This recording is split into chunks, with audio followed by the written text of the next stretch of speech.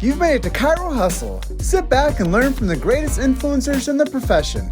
This week's episode is brought to you by Imaging Services, Posture Screen, Mahalo Wellness, Chiro Moguls, 5-Star Management, Chiro Health USA, Local Gold, The Goodman Factor, McCaffrey Clinical Mentoring, Chiro Thin, Unmarket Your Practice, and Free My Pain Now with Dr. Matt Doduro. Let's hustle. Hey guys, welcome to episode 142 of the Chiro Hustle podcast. I'm your co-host Luke Millette. Here's your host, Jim Chester. Hey everybody, so today we had the opportunity of interviewing Dr. Haig John, and if you want to know more about how the innate flows from above down, inside out, stay tuned. Give us a little bit of your background and tell us your chiropractic story, and why did you become this amazing chiropractor?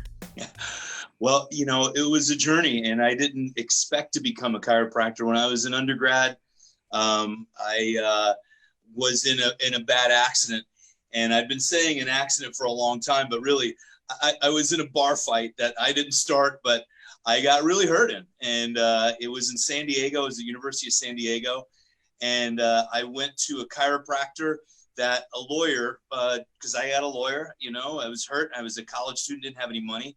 And never met the chiropractor, got zapped and jellied and all kinds of things, never was adjusted.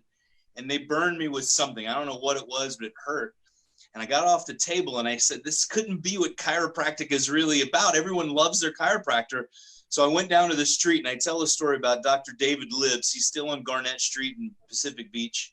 And he adjusted me and told me about a subluxation. And I started getting better. Because when this accident happened, I started getting ulcers, horrible reflux.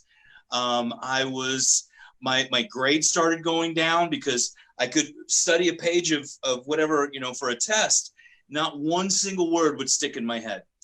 And so my grades were doing worse and worse and worse. And once Dr. Libbs adjusted my subluxations, I started getting better from all that stuff. I still didn't realize I was going to be a chiropractor yet. I went on to go to law school, and I realized I do not want to be a lawyer. That's for somebody else again.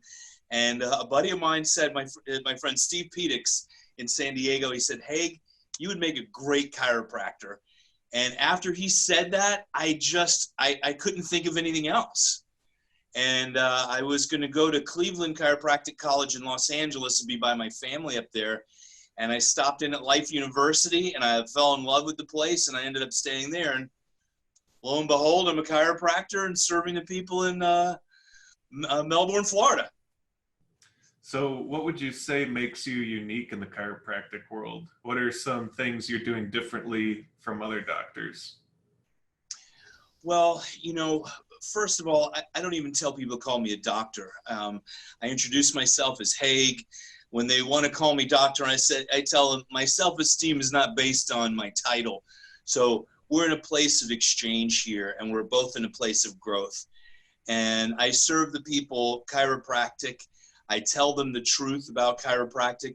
We adjust subluxations. It might not be in the place that your pain is at the moment, but it's what's causing the issues in your system. So we adjust those subluxations. When I'm different than other people, I really have no idea. I don't know what other people do that are not, what I call straight principle chiropractors. They do their thing. I do my thing. I don't judge myself better, worse, or really even different. This is what chiropractic is. Well, one of the things I know is you run the Innate Express Podcast, right? Yeah, that's right. That's pretty cool. Thanks. And, the Innate Express Podcast, there's multiple levels to it. Part of it is, we're live green book readings because I want to stimulate people reading green books again. Just posting an epigram or posting something BJ said, what they did in the old days, the old guys used to break those things down. What did they mean? What does this mean to me? How can I take care of people better by what BJ or Dee Dee just said? So we're doing live green book readings, and I really want to start having people post theirs and put them on our page really soon. And then we have meditations and visualizations, and that is what we do in our office Monday, Wednesday, and Friday with my staff, and I invite all the people I serve in the office, patients, a lot of people call them, I just call them people, to join in. So we do those live, and so we post them. I'm just about to put up about 5 more. I'm a little behind in putting them up. And Luke, you helped me with a lot of that stuff. You did some really great ones in getting us launched there, and really did a lot of great stuff for us and getting us going. I appreciate that. Thank you very much. The third part of that is there's another facet is connecting with principal students all around the world. And we're doing interviews, I call that, getting an interview of each student. So they're connected together in a principal chiropractic philosophy in our podcast. Yeah, and something I picked up on throughout what you were saying there is there's so much that goes into the communication of the chiropractic story. And if we don't create different channels to get the information out there, like Chiro Hustle, Innate Express, there's a huge message that's not being told. And one of the things we have to do is we have to consistently get that message out. And it's not just your voice, it's our voice, it's Richard Letta's voice, it's Johnny Reuter's voice, it's Ed Osborne's voice. Yeah. Other people that are running podcasts and getting the message out consistently. It's Greg Gersten. It's like the people that are actually out there on the front lines. There's probably names you could drop that are doing good work and creating messages. Yeah, Steve Judson and, How's Your Atlas? And, there's a bunch of them out there, and the consistency is a part of it. And the first thing I've learned in teaching people, helping people understand about chiropractic is saying it so many different ways. Everyone has their own ears. Everyone has their own filters. So doing it in many ways, we're creating that abundance, and there is enough for everyone to go around. The right people, there's no competition. The right people are going to be here, the right people are going to be there, and they're all cross-pollinating for sure. We know that for sure. So as many ways as we can reaffirm for the chiropractor, and I like to get to the students and also to the people and out in the public. I want to go, we're going deeper into the public for me, where I promote a lot of my stuff, so they can grow as well. That's an important part of it. Absolutely. Really, that's one of the reasons that podcasting is so integral, is because it's if it's done well, people will listen, and it does spread out to the public. And it is something that people can share with a click of a button. It's something that can pop up into the social media scroll every day. Yeah. And there might be that one message somebody needs to hear at the moment. Somebody, kicking the dirt, they want to quit, and they hear that one little bit, or somebody that's just needs that kick over the hill to accomplish their dreams, or, some mom needs that message to pass on to her friend for her baby in intensive care, or whatever it might be, that there is right there. And it's just one click away to share that you could change someone's life in a moment, right? Absolutely. And then you have to think about the whole other side of the thing. There's aspects of being the producer and creating content. And then there's the aspect of being the listener, of listening to content. And that's something that we both have found ourselves on, either side of that story. Is early on, before we had a show, just like you probably, you were admiring what other people were doing, and you were listening to what other people were producing. You're like, you know what? I need to get my butt out in gear and start doing some producing rather than just listening. Yep. And really, you guys are a big part of that for me, listening to your podcast and me taking notes of what the speakers were saying, of course, but also how you're producing it. What is, how does this whole thing run? And taking notes for myself for production and for growth, personal growth, physical growth, all those things. So, it's you're touching people in so many different ways and facets. It's for all of us, it's important, whether we're the server, the speaker, whatever it might be, the producer, all of it is important. One thing we started, our innate adjusting workshops. I started, it's probably about 12 years ago with different names, and now really how the innate side and subluxations being pushed out of the schools is that holding on to that spiritual side of chiropractic. That's why we really solidified it the past 3 years, and growing this and teaching, adjusting, gentle, light touch, ease, adjusting at ease is what I think the profession as a whole needs, because the schools themselves are pushing the technique out, the importance of the art, and really bringing that back into the students and creating that art and the importance of the art. I think is very, very important, because if someone isn't confident with their hands, they're going to start doing everything else but. So to bring that art back into the profession, it's already and it's solidified in the profession, but I see it in the schools being pushed out. That is my other, another really main focus for us. And this year in May, we're going to be at Parker. In June or July, we're going to be at Sherman. And we have in Mexico, March 14th and 15th, I'm doing my 2-day workshop. And so we have some other dates coming up really soon too. That's going to be a lot of fun. Yeah, I think, we have to go back to the roots of the profession. That's the adjustment. Absolutely. And there's so many people out there that need good leader like yourself to be able to facilitate and to not only be able to perform, but to also let people know that wherever they're at, it's okay. That, there's a reason that a lot of chiropractors, like you said, they go into different journeys, and they might not stick with the principles of adjusting because they don't have the confidence. And I think that it's just like anything, practice makes perfect. And that's it. Training like a professional, whether it's a football player, a producer, an actor, whatever it is, you're training for your art. And that's where my mantra has always been, you've been given a sacred trust, guard it well. I add one thing to BJ's quote of that is also share it well. Because if I'm just guarding it for myself, that light's not getting brighter for the world. And, my mentors, Arnaud Bernier, has been a very, powerful source and mentor for me in my life. I was on staff and taught with him for years in adjusting at ease. Also, Jim Sigafus was my mentor until the day he died. And also Pasquale Sarasoli is my spiritual mentor in chiropractic philosophy. And then I had another one, Clarence Jensen, who is at Clearview. I believe in 1954, I think he graduated he was with BJ way back then, and he was my toggle mentor. So I feel that, they gave me these gifts, and they also have to share it, or else it's lost, right? Just like our philosophy or anything else.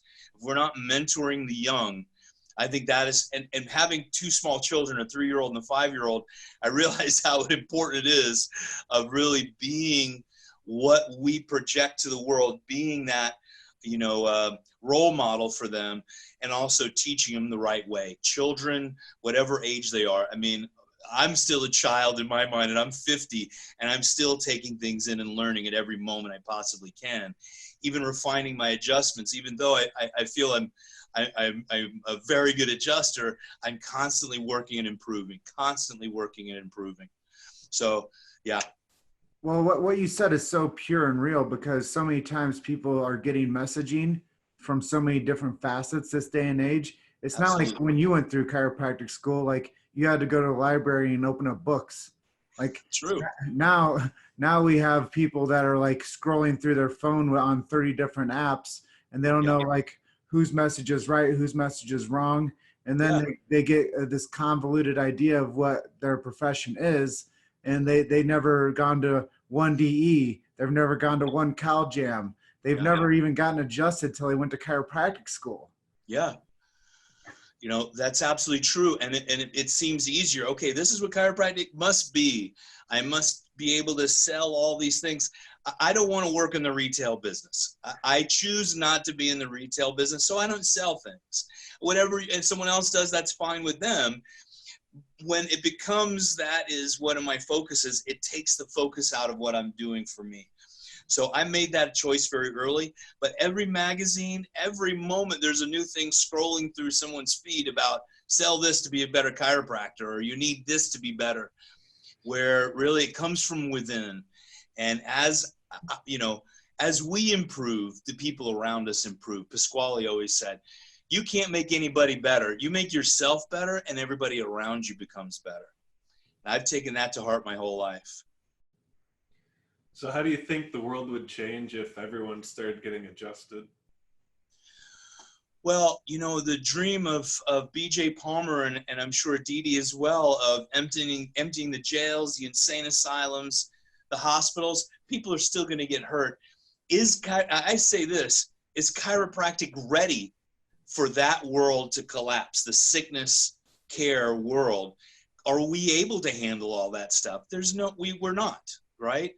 But if everyone were getting adjusted, I think adjusted properly, subluxations were being adjusted and cared for, I think the world would be a different place to live. People are still people, would it mean there would be peace in the Middle East? I don't know, but I'd love to go to Israel, and I'd love to go to the Arab countries and adjust all the leaders making decisions. I think there might be some change. If we go to the leaders in Europe and the leaders in the US and get them adjusted, I think there might be change. I don't know, but I would love to see that day happen. So where do you think the chiropractic profession is going to find itself in the next 20 years? 20 years from now, if I have anything to say about it, principled straight chiropractic will be all people know, because right now there's a convoluted idea of what chiropractic is. And it's not that people shouldn't do other things. There just should be a menu. Okay, if you want this therapy or you get adjusted chiropractic, they're separate things. Whatever you offer in that menu that's up to you. But people should know the distinctions from one thing to the next, if that makes sense. Taking out the confusion to the public. And in marketing, that's branding, right? Without branding, you have nothing. You just have cola. You don't have Coca-Cola, right? So in 20 years, I just hope I know my children will be able to adjust each other. I hope there are people to be able to adjust them. If I have anything to say about it, I'm going to teach every chiropractor in the world, every student in the world, whoever I need to adjust properly, so my 2 children and my grandchildren after them get adjusted well. And just for the record, how long have you been a practicing chiropractor? I've been in practice for 15 years here in Melbourne. I graduated in 2004 from Life University. Yeah, one of the things I wanted to touch on, for 15 years now, what have you seen as a trend? What do you think has been one of the most important things to happen since you've come into practice in the profession? Just seeing what is happening in the schools where there is less focus on skill and adjusting, where more therapeutic models have been coming in, the denial of subluxations, and those type of things, which are, I feel, destructive forces in the profession of chiropractic. That is what I've seen that is really kind of shocking to me. So that's why, I turned on my hustle, getting back to work. I took a break in teaching for about 5 years because I wanted to be a father to my children, from pregnancy through about 5 years old. My daughter just turned 5, just turning up the juice myself. So that's where I've seen these trends. So that's where it is. So you decided that you were going to go become a chiropractor at age 30. Yes. And then you started practicing at 35. Yep. I started practice at 35. Yeah, that's exactly right. Yeah. So what was the impetus for you to say, you know what, I'm just going to course correct right now, and at 30 years old, I'm going to go to chiropractic school? It was all that I could think of. Before I was in chiropractic school, I was in production, and actually we used to do productions in San Diego, put on parties. I've even put on punk rock shows and different things like that through the past. And then I was working in radio. And, it was, like I said, when my friend Steve Pedix, what he did was he went on vacation with a buddy of his, and his father was a chiropractor. And he said, "Hey, you were like this guy, and you should be a chiropractor." And as soon as he planted that seed in my mind, it was all that I could think of. Age didn't matter. Wherever I was going, I became full bore. Chiropractic was it. That was what I was doing. So now that you've made that distinction and you've been practicing for 15 years, what can we do to course correct these problems in the schools? Well, that's what, with, Innate Adjusting Workshops and the podcasts and, Innate Express Podcast, the YouTube channel, that's where you find most of our stuff, is getting to the young, getting to the students, hosting for Sherman, this sometime soon. I really, we talked about with Neil Cohen and Ed Cordero about doing a student awareness thing for Sherman to get more people into chiropractic school. I would like everybody to be a chiropractor, honestly, getting more kids into the chiropractic. And I say kids, like I started at 30, and I still consider that being a kid. But that getting people to the schools, getting more principal chiropractors, and getting them to principal schools, and seeing that growth. That was my mailman right there. So, bringing more people in, growing the schools, the principal schools, and then showing them what it is to use your hands, your voice, your mind, and teaching and serving chiropractic. So tell us about some of your favorite marketing strategies and how you get the word out to people about either your podcast or other projects you have going on. So for marketing for the office, which, is primary for everything. If things dip off in my office, I actually slow down in other places because it's serving the people is primary for me. For me, having even the students being exceptional chiropractors is for the people, okay? The people being served. I do something called Dr. Haig's Indigo Festival, and I throw it's like a natural health fair, which it's like bringing the screening to me. And so it's just an awesome event, natural health workers, we have speakers and all sorts of things. Last year we had a shaman, we had all sorts of light workers and health professionals, natural stuff. And I pick and choose. If someone wants to be in and they don't fit in the philosophy, I say no. So that has been where I love doing screenings. I built my practice on screenings and outside talks, corporate talks, I think are the most powerful things you can do.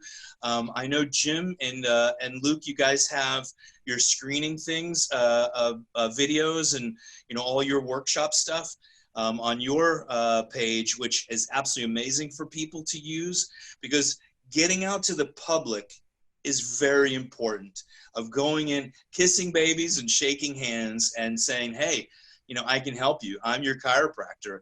And then they know your face. Social media is important. Facebook is good for us. Instagram doesn't get as much for us, but we still use that. Google does a lot for us. But getting out on the street, leaving your waitress an extra $2 means a lot in a place that you eat more often, and say, hey, I'm the chiropractor down the street. And she starts referring everybody in that business to you, and just giving a little love, showing a little caring, sharing a little bit with outside the doors. That's where we have to step out of our fears and say, okay, I am an entrepreneur and I got to tell people I'm in business, not just posting it all the time, right? Because very few, you have a busy mom picking up 4 kids running around all day. You know how often she's on Facebook? Like a minute, okay? For 2 seconds she has to herself.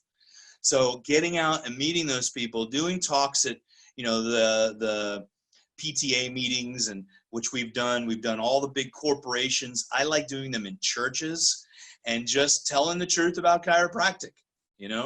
God created this beautiful body. It communicates from above down and the inside out. If there's a vertebral subluxation in this neural system, the body doesn't function as well. It's as simple as that. I do an hour talk in a church. I just have to expand all that into some other things. But it's as simple as that.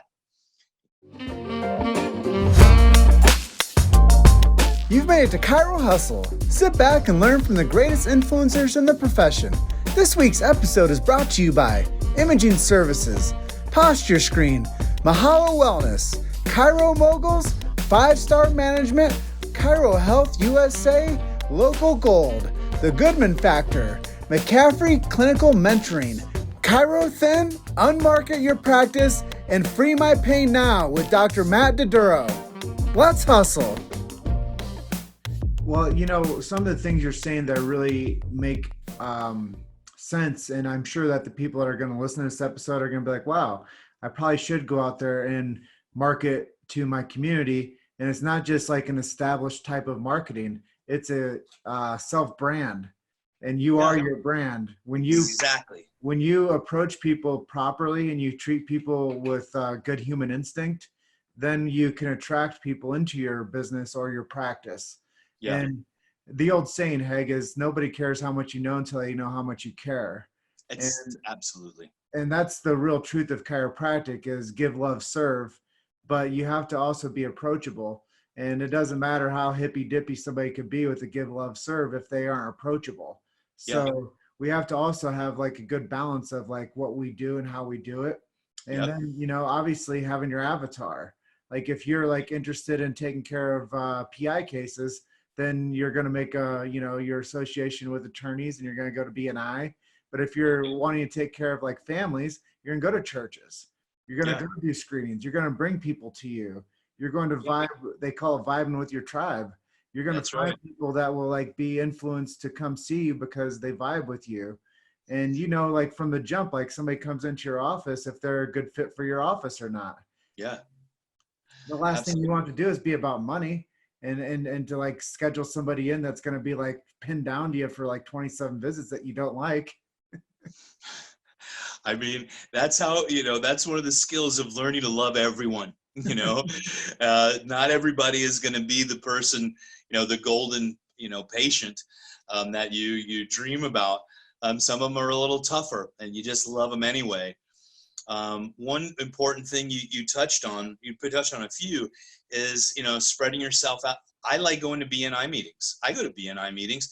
They just meet on a day that I can't make it all the time. So I'd give one up.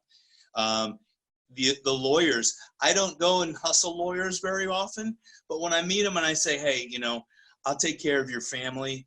And, you know, when you need some care, I'm here for you. If you know somebody's really, you know, that really wants to get better, I'm here for them too. But I offer to care for their family instead of, you know, saying, send in your people to me.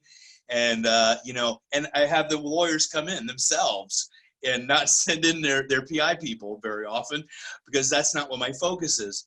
And they know that they're going to get the best care here, which is really pretty odd, but, you know. Well, that's just relationship marketing at 101 status. Is it's not like, what can you do for me, but what can I do for you? Yeah. And I think that that's a huge, you know, talking point that we could like expand on. Is so many times people ask me, how do I make my money? And I say, well, I produce good content and I'm always like omnipresent. And it's not about how I do it or not. It's about that I do it well.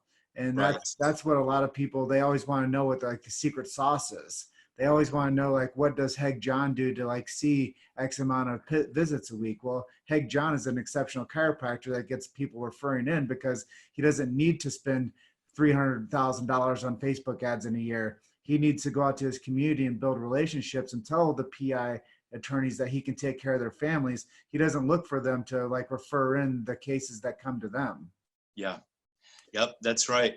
And you know what? The referrals are what people don't talk as much about anymore. In my office, one of the things I do, and I say, hey, can I give you 2 cards to give to 2 people that you see that you think I can help? And, you know, where someone hasn't been referring for a little while, because I expect them to refer. I give them 2 cards, the old fashioned. They've been doing that for 100 years or since they made business cards, right? Some of the old fashioned stuff, it's just love. And you're asking them to share a little love with you, you know, and they want to. And it's about love. And that's what it's caring. We want to share this with others. So let me ask you more in the digital world. I know that we're talking old school right now. How have you seen the podcast actually help grow your practice? I see my practice members, the people get onto it. We make that part of our, you know, our morning. We open at 9. We start doing that stuff at 8 a.m. So we invite people to come in. They get jazzed about it. The live videos, I do short videos in the mornings, maybe a couple of times a month, that really draw people in, tell them a little bit about chiropractic. I do it with the spine. I'm not doing it for chiropractors. I'm doing it for the people, I get a lot of response from chiropractors of, different things they want help with. But, I educate. I'm working at educating about chiropractic all the time. And I put that into a social world. And, posting that content, it's really about keeping up, because, chiropractors are popping up all over the place. And I used to have the most number of reviews for the longest time. And I just checked in my area, chiropractors, Melbourne, Florida. And I saw everybody's got a lot of reviews again. So I've got to just get on my own, kick myself into gear of getting things like reviews, putting out more content, getting it through our, to our community as a whole, which is, I think, the most important thing. And then using it to promote our workshops in the office. I try and do quarterly workshops. I've slacked a little bit last year. This year, we're going full bore of doing wellness workshops. And, and I have time before baby and after baby. Before babies, we used to rent out theaters, and, we'd have, 90, 100 people, show up, 120, and do whole workshops. And that was a little bit before the social media stuff. So for me now, of really learning again how to promote at that level in social, is where I am right now in this point of really getting focused in my community to bring people into my events, the Haig Show.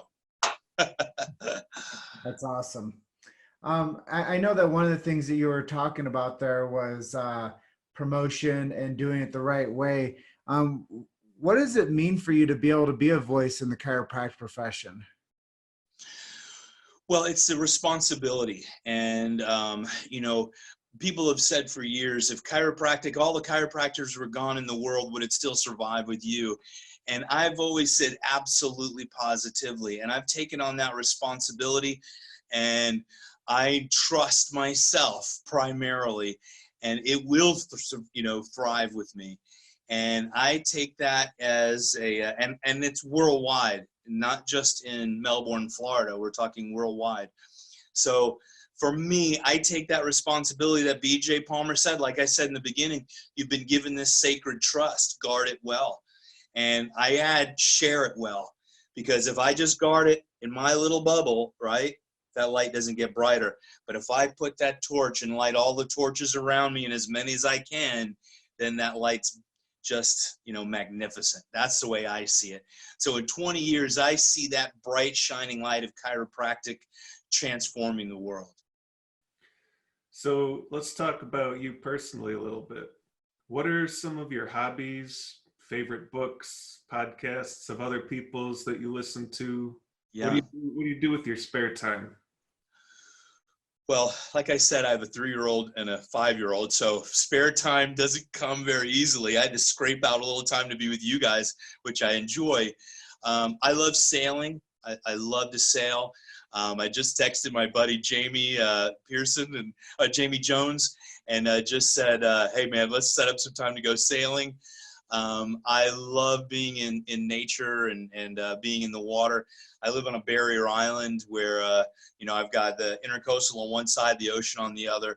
So I like being in the water. I really have to tell you a story that Jim Sigafus was my mentor. And he said, hey, you've got a hobby of collecting hobbies. And I said, why do you say that? He goes, because I really get right back to chiropractic as my hobby. I have my desk just now. I just cleaned the whole desk. There was nothing on it. And then all of a sudden, I've got like 5 green books laid out. I'm reading. I'm digesting. That's the important part of what this said. What did BJ, what did DD say? What's going on here? And my hobby is the philosophy of chiropractic and teaching it. So that is really my main hobby. It is. Spending time with my children is an absolute blast, and my wife, of course. So, and I think that's, you touch on something really important, Luke, is that taking that time to take a break is so extremely important, because I have gotten myself to a point of burnout where I wasn't serving anymore. I was just going through the motions until a weekend came, you know. And I know a lot of chiropractors get into that, or anybody in any profession, you know, getting into that humdrum, taking a break, taking a vacation. You don't have to go very far. You know, for me, I love staycations. We're not far from Orlando and all the parks here. So we take our kids there and just, you know, spend 2 hours in the park and then hang out at the pool at the hotel or go sailing or do something like that. But taking the break and unhooking is so absolutely important. I'm glad you mentioned that. You know, one of the things I love the most about what you said is there's more to life than work. Yes. Yeah. Work is easy to get lost in. It is, right? You know, for me, I'd say as a man, is about serving my family, being a good provider. All those things are what's ingrained to us very early in our lives, and realize that, you know, the only way to sustain that for a lifetime is also to back away from it and be the father, be the you know, to play in whatever play is for you, whether you're a parent or not. But the play is very important to do for our lifetime. Because I also found myself the play, I would go and remodel a house. Okay, my wife has a real estate company, and so she'd buy a house, and I'd go in and I'd go work, and, you know, put in a kitchen, remodel the bathroom, and work doing that. And I realized I'm not taking any breaks. It was all work. That my breaks were doing more labor work. So I've had to that's where Sigafu said, your hobby is collecting hobbies, but you're not doing any of them. It's all work. So all work and no play made Haig, you know, a nearly burnt out boy at one point. And so really getting in and having fun. Right now, kind of my, you know, what I really love to do is the podcast and teaching. But I also have to play and enjoy things that are not chiropractic, at least for a short period of time. Well, what you're explaining there that our listeners are probably going to be like, aha moment, is it's called rest and digest. There you go. Is you're supposed to rest and digest. It's not just cramming as much as we can into ourselves and like thinking that we're going to be able to shut off. Like we have to like have, like, as you live by the coastal breakwaters, like there's an ebb and flow. Like the sea goes out, the tide goes out, the tide comes in, the moon cycle changes.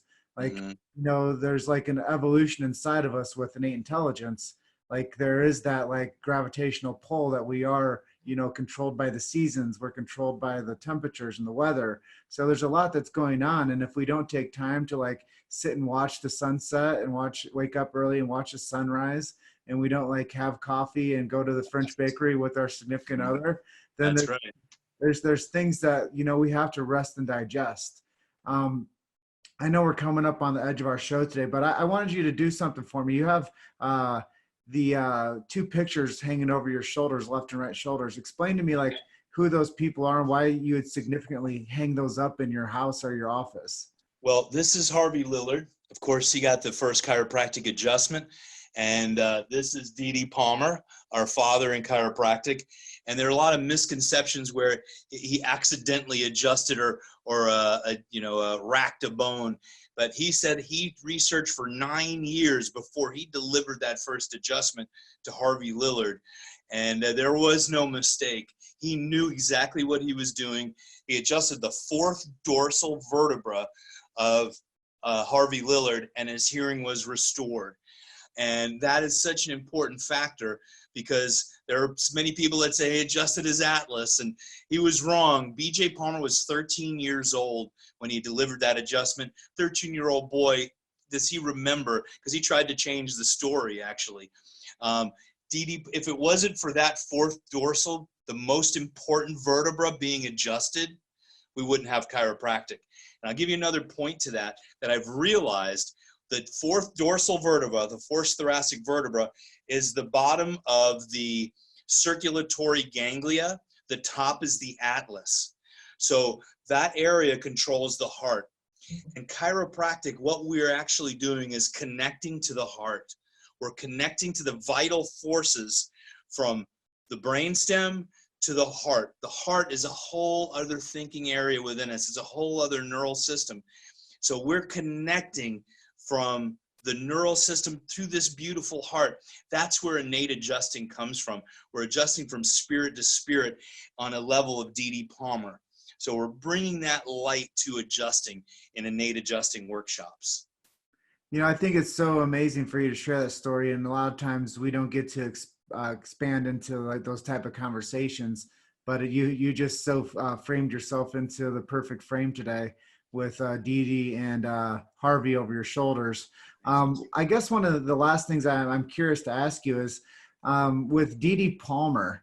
I know that there's probably nobody alive today that actually knew Dee Dee Palmer. But what do you think it was like for his pioneer spirit to, like, you know, be a trailblazer and say, I'm going to create this profession called chiropractic? What do you think that guy was like going through, like during like that time of, like, I don't know, the late like 1800s? Like, what do you think he was actually going through, like, to say, you know what, I have something that's going to set humanity free? You know, that I read a lot of Dee Dee's stuff, and I research with like Dee Dee's information. I love that stuff because that was a man who stood for what he believed in, didn't take any bullshit, and he thrived with all the power that he could by himself, okay, alone. And that, to me, that is what I see as an icon of a man that I can follow. And if it can even be close to stepping into a footstep of his, I am honored to do it. So for me, that is where I draw my strength of saying, you know what, I'm a little fearful of going out and teaching about chiropractic today, or telling somebody about it, or getting out and introducing myself and saying I'm the chiropractor down the street. I can do it. I can be a little stronger. Dee Dee did it all by himself, okay? He went out full bore, and with nobody could stop him, started a school and changed the world, literally, okay? So if I can just draw a little bit of that strength and thinking about a little bit of that man, being a man and stepping out and doing it, and women too, you know, this doesn't just take just for men. And, you know, having the ovaries and the huevos to go out and step out and say who you are, how you can help somebody, and then being able to put and to do it, that is a big deal. So chiropractic, it's not easy. Any profession's like that. And so that's where I draw my strength from, having these guys over my head. And I have BJ on the wall over there. This is at my office. I'm at my office right now. So I guess that leads me into one more question for you. I'm really enjoying the conversation you're having, and I wanted to share with our audience today that maybe they don't know this, but Dee Dee Palmer is originally from Port Perry, Ontario. Yes. And, the first chiropractor was a Canadian, and he founded Palmer College of Chiropractic in Davenport, Iowa, which is the only place on the Mississippi River where the river runs east to west. Is that right? I didn't know that. Yeah, so there's a little bit of history for you too. Is like Dee Dee Palmer actually founded it there because of the flow of the river and the magnetic energy that was like projected on the earth from the Mississippi River. I like that. That's how he picked that location of Davenport, Iowa.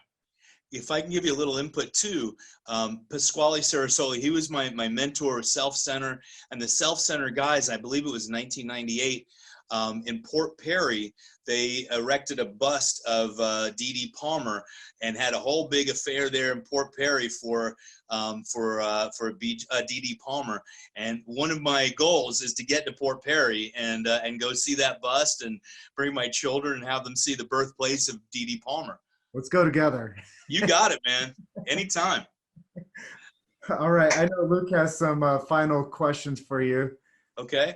So we are pretty much coming up at the end of this episode together, but I wanted to get some social media links, websites, places where people can find out more about you and what you're doing.